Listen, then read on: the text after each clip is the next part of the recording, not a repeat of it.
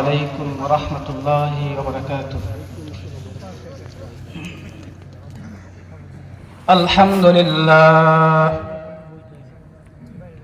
আলহামদুলিল্লাহ নাহমাদুহু ওয়া নাস্তাঈনুহু ওয়া নাস্তাগফিরুহু ওয়া নাউযু বিল্লাহি মিন শুরুরি আনফুসিনা ওয়া মিন সাইয়্যাতি আমালিনা। من يهده الله فلا مضل له ومن يضلله فلا هادي له وأشهد أن لا إله إلا الله وحده لا شريك له ونشهد أن سيدنا ومولانا محمدا عبده ورسوله أرسله إلى كافة الناس بشيرا ونذيرا وداعيا إلى الله بإذنه وسراجا منيرا. أما بعد فأعوذ بالله من الشيطان الرجيم. بسم الله الرحمن الرحيم. وقضى ربك ألا تعبدوا إلا إياه وبالوالدين إحسانا إما يبلغن عندك الكبر أحدهما أو كلاهما فلا تقل لهما أف ولا تنهرهما وقل لهما قولا كريما واخفض لهما جناح الذل من الرحمة وقل رب ارحمهما كما ربياني صغيرا. صدق الله العلي العظيم. وقال النبي صلى الله عليه وسلم الجنة تحت أمهات الأقدام أو كما قال النبي عليه الصلاة والسلام. الحمد لله। মুআজ্জাজ মুহতারাম সম্মানিত উপস্থিতি, মাগরিবের পর থেকে দীর্ঘক্ষণ আলোচনা চলতেছিল, খুব মনোযোগ সহকারে আপনারা কথা শুনতেছিলেন। তো এই মুহূর্তে মাহফিল পরিচালনা কমিটি যারা আছে ওনাদের পক্ষ থেকে 10 মিনিট কম 10টা আমাকে কথা বলার জন্য অল্প সময়ের জন্য সুযোগ করে দিয়েছেন। এই জন্য সর্বপ্রথম আল্লাহ পাকের দরবারে শুকরিয়া জ্ঞাপন করছি। আলহামদুলিল্লাহ আলহামদুলিল্লাহ। আসলে এখানে আসা, এখানে বসার মতো যোগ্যতা আমার নেই। শুধু আপনাদের সামনে আসা, আপনাদের কাছ থেকে দোয়ার জন্য এখানে বসা। হুজুরা আছেন আমাদের এলাকার অত্যন্ত পরিচিত মুখ, হযরত মাওলানা উসমান গনি সাহেব দীর্ঘদিন এই মসজিদে ছিলেন, আপনারা সকলে জানেন। ওনার ছোট ভাই মুফতি হাবিবুর রহমান মাদানী সাহেব, উনিও এখানে উপস্থিত হয়েছেন, মসজিদে অবস্থান করছেন। হুজুরও কথা বলবে ইনশাআল্লাহ। তো হুজুর আগ মুহূর্তে আমি অল্প সময় কিছুক্ষণ কথা বলব।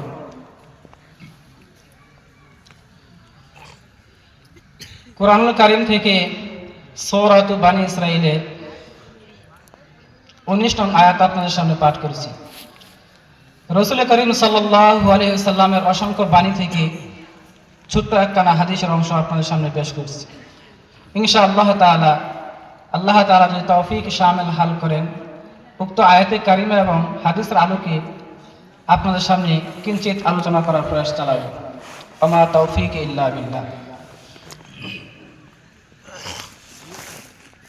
আয়াতে কারিমের মধ্যে আল্লাহ রাব্বুল আলামিন ঘোষণা করতেছেন, وَقَضَى رَبُّكَ أَلَّا تَعْبُدُوا إِلَّا إِيَّاهُ ফয়সালা করে দিয়েছেন আপনার প্রতিপালক, নির্দেশ দিয়েছেন আপনার প্রতিপালক, আল্লাহ তা'বুদু ইল্লা ইয়্যা, তিনি ছাড়া যেন আর কারো উপাসনা করা না হয়। একমাত্র আল্লাহ রাব্বুল আলামিনেরই ইবাদত করা হবে, তিনারই উপাসনা করা হবে। উপাসনার মালিক একমাত্র আল্লাহ রাব্বুল আলামিনই।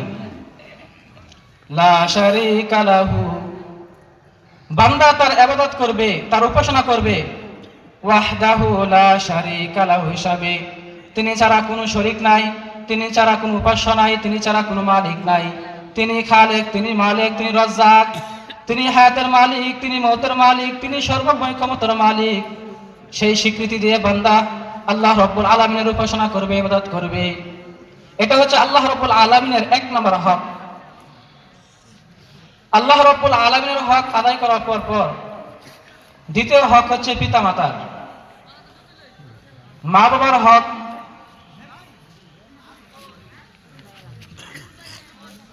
তো মা বাবার হক পৃথিবীতে থাকা অবস্থায় যেরকম সন্তানের উপর গায়ে থাকে, পৃথিবী থেকে চলে যাওয়ার পরেও সন্তানের উপর পিতামাতার হক থাকে।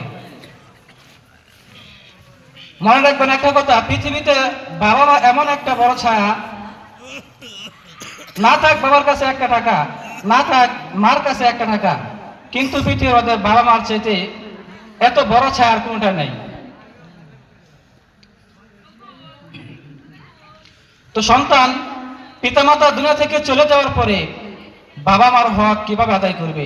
আল্লাহ রাব্বুল আলামিন বলেন, ওয়া বিল ওয়ালিদাইনি ইহসানা, সন্তান তার পিতামাতার সাথে সৎ আচরণ করবে। তার বডি ল্যাঙ্গুয়েজ কেমন হবে, তার কথা কেমন হবে? আল্লাহ রাব্বুল আলামিন বলতেছেন,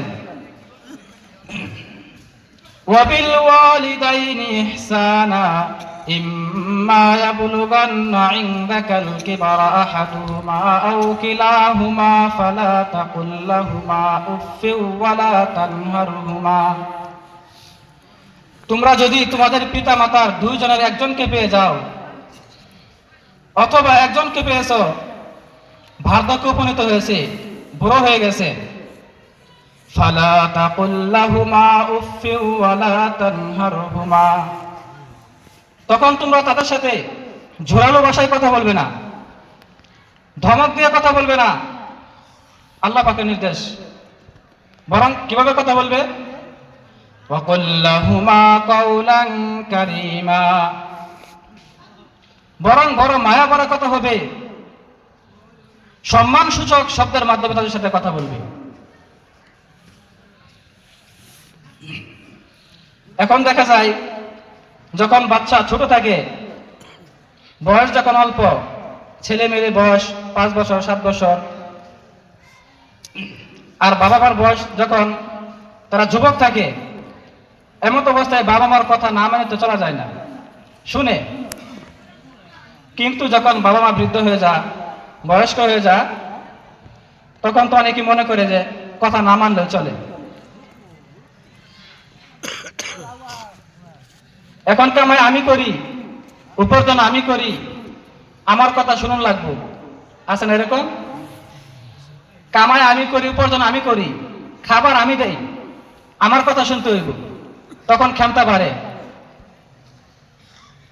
আল্লাহ রাব্বুল আলামিন বলতেছেন, ওয়াকুল লাহুমা কাওলান কারীমা, তোমরা তাদের সাথে কথা বলবে বড় নম্র হয়ে, নিম্ন সুরে কথা বলবে। পিতামাতার সাথে কিভাবে কথা বলতে হবে আল্লাহ রাব্বুল আলামিন শিখাইতেছেন। তো এটা বোঝার জন্য আমি একটা মিসাল দিই। আমরা যারা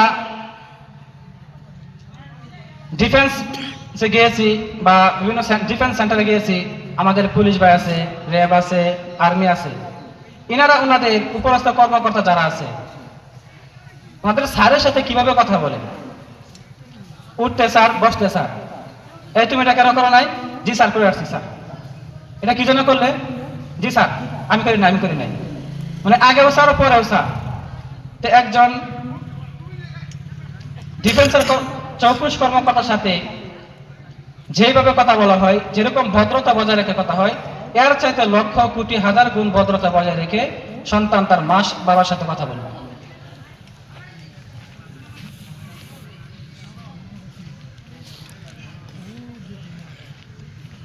وَقُلْ لَهُمَا قَوْلًا كَرِيمًا। এই আয়াতের মধ্যে অনেক তাফসীর রয়েছে। পবিত্র কালামুল্লাহ শরীফের মধ্যে আল্লাহ রাব্বুল আলামিন 114 খানা সূরা নাযিল করছেন। সর্বপ্রথম যে সূরা, সেই সূরার নাম হচ্ছে সূরাতুল ফাতিহা। এই সূরাকে বলা হয় উম্মুল কোরআন। সারা কোরআনের নির্যাস এখানে নিয়ে আসা হয়েছে। এই আয়াতের কারিমার মধ্যে পূর্ণাঙ্গ কোরআন শরীফের সারাংশ নিয়ে আসা হয়েছে। এরপর থেকে যে পারা শুরু সূরাতুল বাকারা। বাকারা শব্দের অর্থ হচ্ছে গাভী।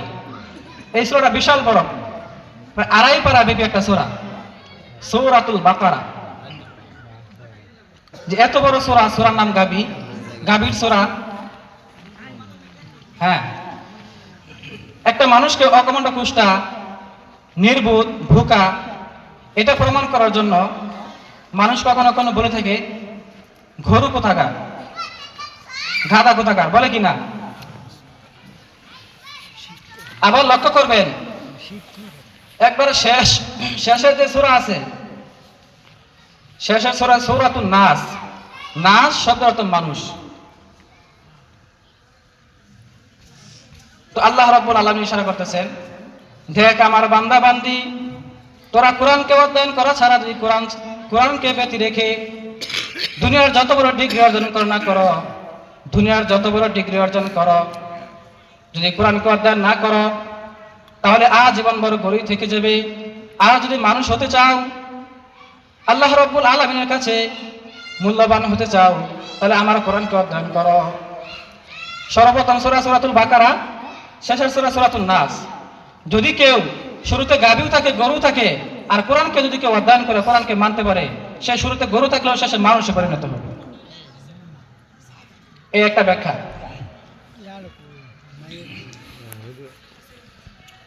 তো এই জন্য এই সূরার মধ্যে আল্লাহ রাব্বুল আলামিন বিভিন্ন ঘটনাকে উল্লেখ করছেন। নামাজ ফরজ হওয়া, রোজা ফরজ হওয়া, যাকাত ফরজ হওয়া, আদম সৃষ্টির সূচনা থেকে যত ইতিহাস এই সূরার মধ্যে বিদ্যমান।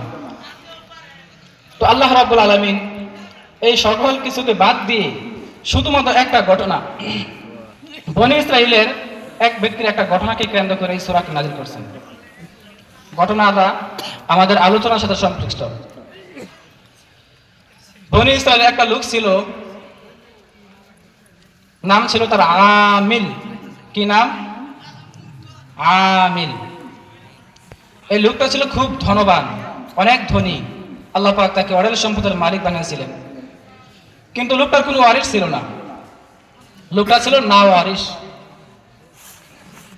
তবে তাফসীরে কিতাব ঘাটলে দেখা যায়, তাফসীরে মাজাহিতে আছে যে ওনার একমাত্র একটা চাচাতো ভাই ছিল। কোন তাফসীরে আছে যে ওনার একটা ভাতিজা ছিল। তো তার ভাতিজা বা চাচা ওনারা কল্পনা করলো যে যেহেতু আমার চাচা আমেল, সে তো মারাই যাবে, মরে যাওয়ার পরে তো তার মালের সম্পদের মালিক তো আমি হব, যে সম্পদ রেখে যাবে এগুলো মালিক আমি হব। কিন্তু উনি টাকা পয়সা তাড়াতাড়ি কামানোর জন্য উনি ওনার বন্ধু বান্ধবকে খবর দিয়ে ষড়যন্ত্র করে তার চাচাকে হত্যা করছে। আমেলকে রাতের আধারে হত্যা করে অন্য আরেক গ্রামে রেখে আসছে। মানে বোঝানোর জন্য এই কথা যে চাচাকে এলাকার কেউ মারা নাই, ওই এলাকার লোকে মারছে, রাতে মেরে অন্য গ্রামে রেখে আসছে।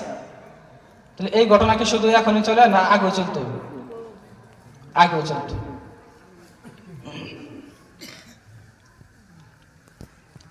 তো ওই যে এলাকা রেখে আসছে, ওই এলাকার লোকজন আবার তেমন পাওয়ারফুল না, তাদের এলাকায় কোনো সরকারি কোনো কর্মকর্তাও নাই, এমন পাওয়ারফুল লোক নাই।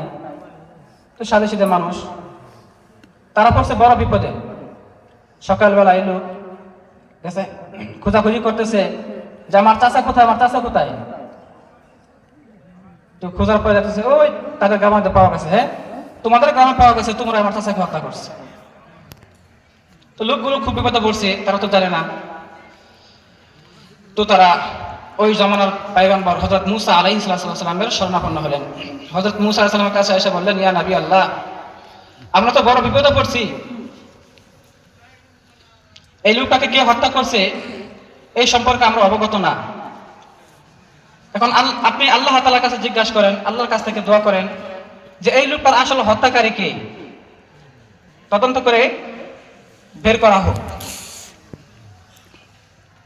কোরআনে আসছে, وَإِذْ قَالَ مُوسَى لِقَوْمِهِ إِنَّ اللَّهَ يَأْمُرُكُمْ أَن تَذْبَحُوا بَقَرَةً قَالُوا أَتَتَّخِذُنَا هُزُوًا قَالَ أَعُوذُ بِاللَّهِ أَنْ أَكُونَ مِنَ الْجَاهِلِينَ। তারা এসে বলতেছে, হযরত মূসা আলাইহিস সালাম যখন তার কওমকে বললেন যে আল্লাহ রাব্বুল আলামিন তোমাদেরকে নির্দেশ দিয়েছেন, হুকুম দিয়েছেন, তোমরা যেন একটা গাভীকে জবাই করো, আর এই গাভী জবাই করার পর এই গাভীর থেকে একটা অংশ নিয়ে এই মৃত ব্যক্তির দেহের মধ্যে তোমরা নিক্ষেপ করবা, তাহলে এই মৃত ব্যক্তি বলে দেবে তার আসল হত্যাকারী কে, মূল অপরাধীকে এই মৃত ব্যক্তি বলে দেবে। তখন তারা বলতেছে, قالوا أتتخذنا هزوا, হে পয়গম্বর মূসা, আমরা আপনার কাছে একটা শরীয়তের বিধান জানতে চাইলাম, আর আপনি আমাদের সাথে ঠাট্টা উপহাস করতেছেন। এটা কি বললেন, এটা কি বললেন? হযরত মূসা আলাইহিস সালাম তখন বলতেছিলেন, শরীয়তের বিধান নিয়ে, শরীয়তের বিষয় নিয়ে ঠাট্টা উপহাস করা, বিদ্রুপ করা, এগুলো মূর্খামি। যারা মূর্খ তারা শরীয়তের বিধান নিয়ে ঠাট্টামি করে, উপহাস করে। আমি তো মূর্খ না, আল্লাহ তাআলা এটাই বলছেন, আল্লাহ তাআলা নিজে দিয়েছেন তোমাদেরকে, তোমরা যেন গাভী জবাই করো। قال أعوذ بالله أن أكون من الجاهلين, আমি আল্লাহ তাআলার নিকট আশ্রয় চাচ্ছি আমি মূর্খদের অন্তর্ভুক্ত হওয়া থেকে, আমি তো মূর্খ না। এবার তারা জিজ্ঞাসা করতেছে, আচ্ছা ঠিক আছে, যেহেতু গরু জবাই করব, একটা গুরুত্বপূর্ণ একটা বিষয় অধ্যায়, তো এর জন্য গরুটা কেমন হবে আপনি একটু আল্লাহর কাছে জিজ্ঞাসা করেন, আল্লাহর কাছে দোয়া করেন যে গরুর বিবরণটা কেমন হবে। তো হযরত মূসা আলাইহিস সালাম আল্লাহ তাআলার কাছে যখন জিজ্ঞাসা করলেন, আল্লাহ রাব্বুল আলামিন বললেন, قالوا ادع لنا ربك يبين لنا ما هي قال إنه يقول إنها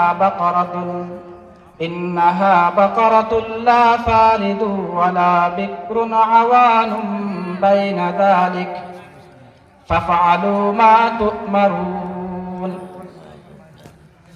আল্লাহ তাআলা নির্দেশ দিয়েছেন তোমাদেরকে, তোমরা এমন একটা গাভী জবাই করবে যেই গাভীটা বেশি বয়স্ক হবে না, বুড়ো হবে না, আবার এমন হবে না যে অল্প বয়স। আওয়ানুম বাইনা যালিক, দুইটার মাঝামাঝি, মাঝারি ধরনের একটা গাভীকে জবাই করবে।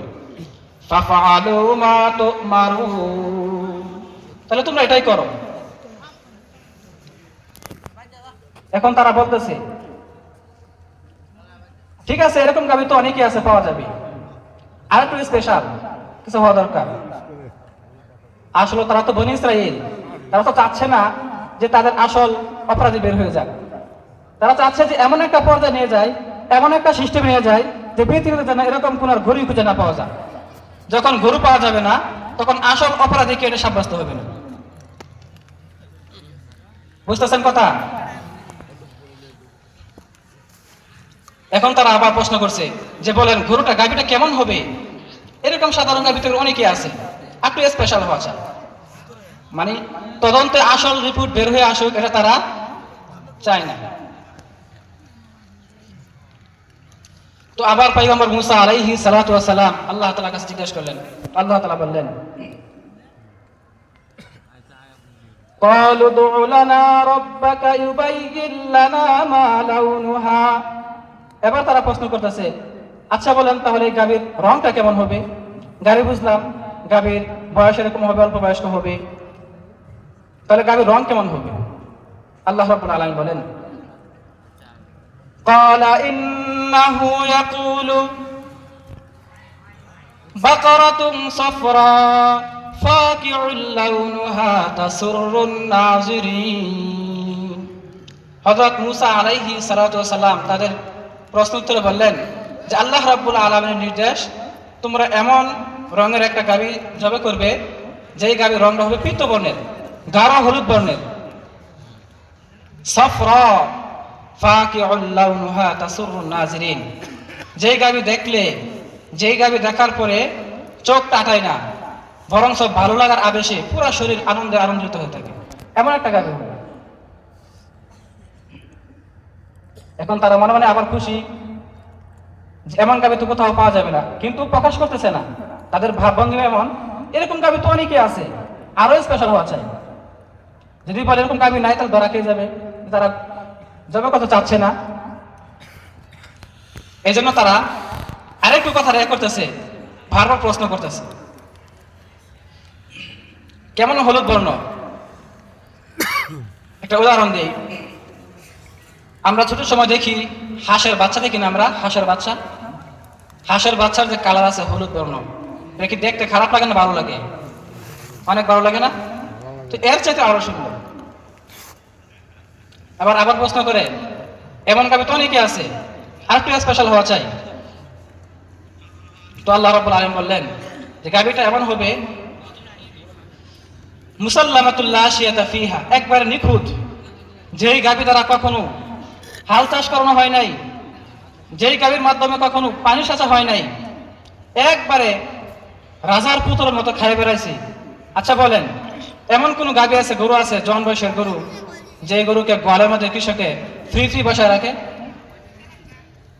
কোনো না কোনো কাজ তো অবশ্যই করা, কোনো না কোনো কাজ অবশ্যই করা।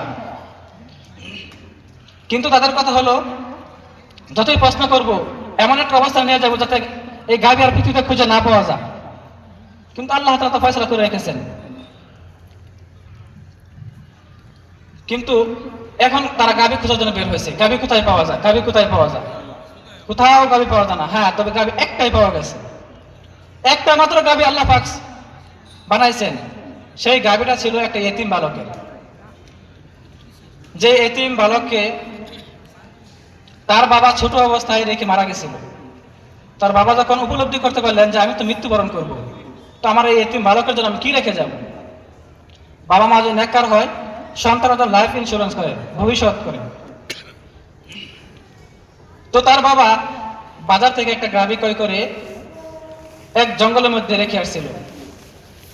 হে ইব্রাহিম, ইসমাইল, ইসহাক আলাইহিমুত তাসলিমের রব, আমি এই গাভীটাকে আমার এতিম বালকের জন্য আমানত হিসেবে রেখে গেলাম। সে যখন বড় হবে, বড় হওয়ার পর আপনি আমার এতিম বালকের কাছে আমার আমানতকে ফিরিয়ে দিবেন। এই বলে সে একটা গাভীকে জঙ্গলের মধ্যে রেখে আসছিল। তবে এই ছেলে ছিল খুব বাপ মার ফরমাবর্তার, বাপ মার আনুগত্যশীল। এই ছেলে রাতকে 3 ভাগে ভাগ করছিল। বাপ মার খেদমত গুজার হলে আল্লাহ তাআলা দুনিয়াতে সম্মান রিজিক দান করেন, মৃত্যুর পরে সম্মান দেন। তো এই ছেলে তার সময়কে 3 ভাগে ভাগ করছে। এক অংশে সে নামাজ, বিভিন্ন নওয়াফিলের ইহতিমাম করে, নামাজ পড়ে। আর এক অংশে সে মাতার পাশে বসে থাকতো, কখন কি লাগে না লাগে। আর এক অংশে সে ঘুমাইতো। তো একদিন তার মা বলতেছে, বাবা তোমার তো সংসার, এটা তার রাতের কাজ ছিল। দিনের কাজ ছিল পাহাড় থেকে লাকড়ি সংগ্রহ করতো, লাকড়ি সংগ্রহ করে এগুলো বিক্রি করতো, এভাবে তার প্রাতিপাত করতো। তো একদিন তার আম্মাজান বলতেছে, বাবা তুমি তো অনেক গরিব মানুষ, তোমার তো চলাফেরা করতে অনেক কষ্ট হয়, তুমি এক কাজ করো, তুমি এক জঙ্গলে যাইবা, যাই দেখবা তোমার আব্বা তোমার নামে একটা গাভী রাখছে, ওই গাভীকে ডাক দেবা, হে ইব্রাহিম, হে ইসমাইল আলাইহিমুত তাসলিমের রেখে যাওয়া আমানত, আমার আব্বা যে আপনার কাছে আমানত রাখছেন সেই আমানতকে আপনি আমাকে ফিরিয়ে দেন। তার মা এই ছেলেকে বলতেছে। আর বলে দিছে যে এই গাভীটাকে ইতিপূর্বে অনেকেই বস মানতে চাইছে, অনেকেই কাছে আনতে চাইছে, কিন্তু কখনো কাছে আসে নাই। তুমি ডাক দিবা, তুমি ডাক দেওয়ার সাথে সাথে সে তোমার কাছে চলে আসবে এবং তুমি তাকে দেখলেই চিনতে পারবা তার শরীর থেকে সূর্যের মতো দীপ্তি ছড়াচ্ছে। এক পিস গরু আল্লাহ রাব্বুল আলামিন এই গরুকে তৈরি করছে কেবলমাত্র বনী ইসরাইলের ওই ঘটনা তদন্তের জন্য। তো ছেলে যখন পাহাড়ে গেছে, যে ডাক দিছে, হে ইব্রাহিম ইসমাইল আলাইহিম তাসলিমের রব, আপনার রেকর্ড আমার বাবা যে রেখে গেছিল, সেই রেখে যাওয়া গাভী আমানত আমার কাছে ফিরিয়ে দেন। বলার সাথে সাথে গাভী দৌড়ে আসছে। তা মা বলে দিয়েছিল গাভীটাকে তুমি ঘাড় ধরে নিয়ে আসবা। তো গাভী যখন নিয়ে আসতেছিল, গাভীর জবান খুলে গেছে। গাভী বলতেছে, আমার পিঠটা তো খালি আছে, ফ্রি ফ্রি আছে, তুমি আমার পিঠে চললেই পারো। তো ছেলে বলতেছে, না, আমার আম্মা আমাকে না করছে, নিষেধ করছে। আমার আম্মা নিষেধ করে নাই তোমার উপর চড়ার জন্য, আবার বলেও নাই। আমার যেহেতু বলে না, আমি উঠবো না। গাভী বলতেছে, আল্লাহর কসম, আজকে যদি তুমি তোমার মার কথাকে অমান্য করে আজকে আমার পিঠে চড়তা, তাহলে তুমি আমাকে সারা জীবনের জন্য হারাইতা, আমি কখনোই তোমার নিয়ন্ত্রণে আসতাম না। তো যখন গাড়ি বাড়িতে নিয়ে আসছে, আসার পরে তার মা বলতেছে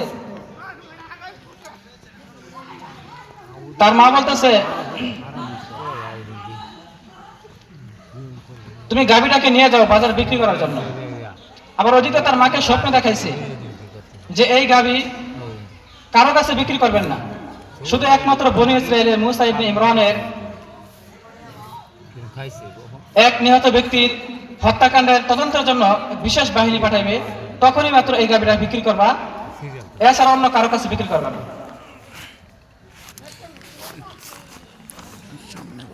যখন বাজার নিয়ে গেছে, মানুষ রূপে এক ফেরেশতা আসছে। যখন দাম দর করতেছে, বলতেছে গাভীর দাম কত? তো তার মা বলে দিয়েছিল 3 দিরহাম দিনে বিক্রি করবা, আবার বিক্রি করার আগে আমার কাছ থেকে একটু পরামর্শ করে নেবে, জেনে নিবা। তো যখন ফেরেশতা জিজ্ঞাসা করছে এটা মূল্য কত, তখন সে বলতেছে 3টা স্বর্ণ মুদ্রা, এবং মা বলছে বিক্রি করার আগে মার সাথে পরামর্শ করে নাও। তো ফেরেশতা বলতেছে তোমার মার কাছে পরামর্শ করার প্রয়োজন নাই, যে 3টা স্বর্ণ মুদ্রার কথা বলছে, আমি তোমাকে 6টা স্বর্ণ মুদ্রা দিয়ে দিই। কোন না, এটা অসম্ভব, মার পরামর্শ ছাড়া, মার কথা ছাড়া বিক্রি করতে পারবো না। তো চলে আসছে যে ফেরেশতা 6 মুদ্রার কথা বলছে। তার মা বলতেছে তুমি যাই জিজ্ঞাসা করবা, এটা সাধারণ কোনো কথা না, এটা আল্লাহ রাব্বুল আলামিনের পক্ষ থেকে পাঠানো কিন্তু ফেরেশতা। তুমি যা জিজ্ঞাসা করবা, এই গাভী কার কাছে বিক্রি করব এবং কত টাকা বিক্রি করব। ছেলে আসতে আয়সা বলতেছে, মা বলছে আপনি নাকি ফেরেশতা, এই গাভী কার কাছে বিক্রি করব, কত টাকা বিক্রি করবো, আপনি বলে দেন। তো ফেরেশতা বলতেছে, হ্যাঁ, আমি আল্লাহ তাআলার পক্ষ থেকে প্রেরিত ফেরেশতা, আল্লাহ রাব্বুল আলামিন পাঠাইছেন তোমাকে পরীক্ষা করার জন্য, তুমি পরীক্ষা পাস করছো। আর শোনো, এই গাভীটা বিক্রি করবা কেবলমাত্র বনী ইসরাইলের এক ব্যক্তি হত্যার তদন্তের জন্য বিশেষ বাহিনী পাঠাইবেন, শুধু সেই ক্ষেত্রে এই গাভীটা বিক্রি করবা। আর এর মূল্য নিবা, এই গাভী ছিলে এর চামড়ার ভিতরে যেই পরিমাণ স্বর্ণ লবে, এই স্বর্ণ পরিমাণ ওজন করে মূল্য নিবা। আজকে যদি তার মার কথা না মেনে সে যদি 6 মুদ্রা পাইতো, বিক্রি করতে পারতো। তো মার কথা বলার কারণে, মার কথা মানার কারণে দেখেন আল্লাহ রাব্বুল আলামিন কত বড় এক সম্পদের ফয়সালা করছে।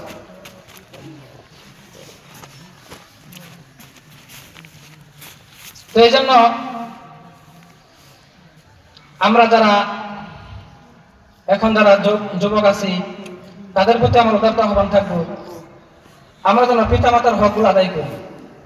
এটা তো তাদের দুনিয়াতে থাকা অবস্থায়, মৃত্যুর পরে তাদের হক কি আদায় করবো।